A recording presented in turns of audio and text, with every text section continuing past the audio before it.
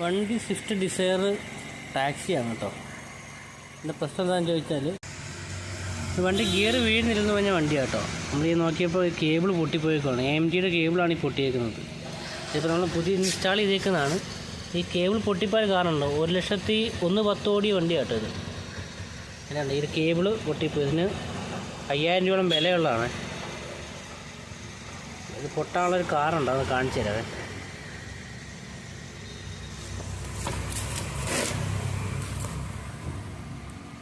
ക്ലച്ചിൻ്റെ അവസ്ഥ ഉണ്ട്.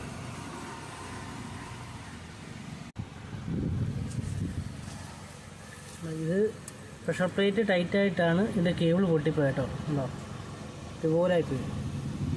വണ്ടി ഓട്ടത്തിൽ പൊട്ടിപ്പോയതാട്ടോ. ആ കേബിളിൻ്റെ വില ഞാൻ കാണിച്ചു തരാം.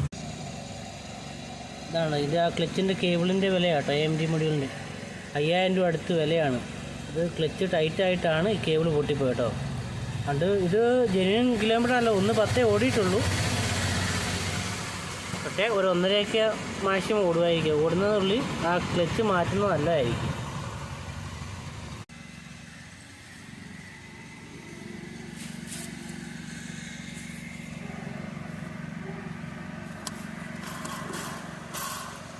ഡിസ്പെറിയൊക്കെ പോയിട്ടുണ്ട് ഹാർഡായിട്ട്.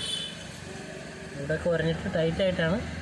നമ്മൾ പ്രോഗ്രാം ചെയ്തപ്പോഴും ഗിയർ വീഴില്ല, അതാണ് പ്രശ്നം. അപ്പം ഗിയർ ബോക്സ് അയച്ച് നോക്കിയപ്പോഴാണ് സംഭവം കാണുന്നത്.